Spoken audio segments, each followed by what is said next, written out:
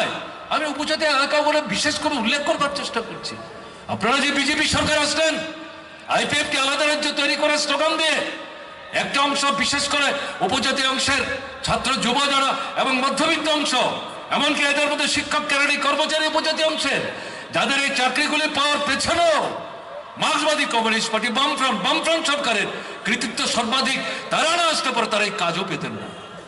এরাই মিলে বামফ্রন্ট সরকারকে উৎখাত করবার জন্য, বিজেপিকে সরকার আনবার জন্য আইপিএফের পেছনে সমবেত হয়ে আলাদা উপজাতি রাজ্য তৈরি স্লোগান দিয়ে তারা এই সরকার প্রতিষ্ঠিত করেছেন।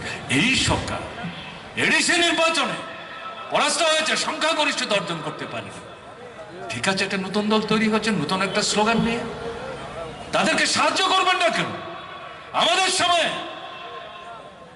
সন্ত্রাসবাদীরা আসাম রাইফেলের মিস্টার পানোয়ার, তিনি ব্রিগেডিয়ার ছিলেন, তাদের সাথে গোপন ষড়যন্ত্র করে বন্দুকের নলের মুখে উপজাতি এলাকার মানুষের ভোটের অধিকার হরণ করে এডিসি দখল করেছিলেন।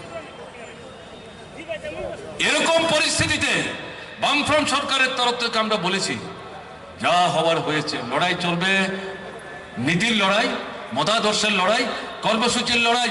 এডিসি যেন অসুবিধা না পড়ে। সেদিন তার যে চিফ এক্সিকিউটিভ মেম্বার, তিনি আজকে প্রয়াত, তিনি এসেছিলেন, যা হয়েছে হয়েছে, ক্ষমা গণ্যা করে মাফ করে দিন, অতীত ঘাটাঘাটি করে লাভ নেই, আপনাদের সাহায্য ছাড়া তো আমরা কাজ করতে পারবো না। আমরাও বলেছি কাজ করুন, সব দিক থেকে আমরা সহযোগিতা করব। কোনো অভিযোগ বামফ্রন্ট সরকারের বিরুদ্ধে বন্দুকের নলের মুখে এডিসি দখল করেও সেদিন কিন্তু বলতে পারেনি এই সরকার আমাদের সাহায্য করছে না। এরা লুটপাট করতে গিয়ে নিজেরা ভেঙেছে, তিনবার নতুন করে কমিটি তৈরি করেছে।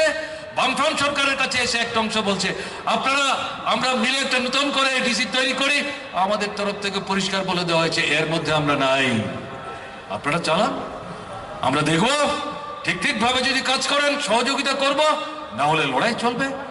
শেষ পর্যন্ত এটাও তারা পারল না।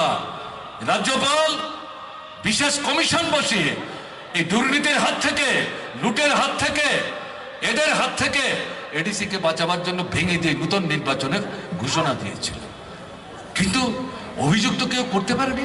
বামফ্রন্ট সরকার সাহায্য করছে না বলে আমাদেরকে সরকার থেকে এডিসি পরিচালনার দায়িত্ব থেকে সরিয়ে দিয়েছে। আজকে কি হচ্ছে? বেতন দিতে পারছে না। কি ব্যাপার এটা? কে বলছে? এডিসি এখন যারা চালাচ্ছেন তারাই বলছেন।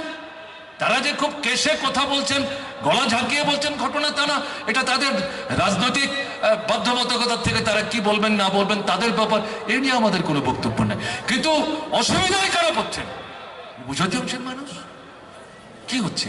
বিদ্যুৎ নাই, পানীয় জলের কল চলে না, সেচের জলের মেশিন চলে না, বাচ্চারা পড়তে পারে না, কেরোসিন 115 টাকা, গেলে পরও রেশনের দোকানে পাওয়া যায় না, বাজারে গেলে পর 2 টাকা, 2.5 টাকা, 4 টাকা দামে কিনতে হয়। কজনের পয়সা আছে? শুকিয়ে মারবার চেষ্টা করছে উপজাতি দরদ। এডিসি তাকে ধ্বংস করে দাও। প্রধানমন্ত্রী আপনার রাজ্য গুজরাট, কয়েক কোটি মানুষ আছেন উপজাতি, ওখানে তো এডিসি করেননি, ভাষার দাবি তো দেননি, অর্থনৈতিক উন্নয়নের কোনো পদক্ষেপ তো সেখানে নেননি। এখানে এসে উপজাতি দরদে আপনি উতলে উঠছেন, অথচ আপনার সরকার আপনার নেতৃত্বে চলে, আপনার অঙ্গুলি হেলে চলে এই এডিসি থেকে ধ্বংস করবার চেষ্টা করছে।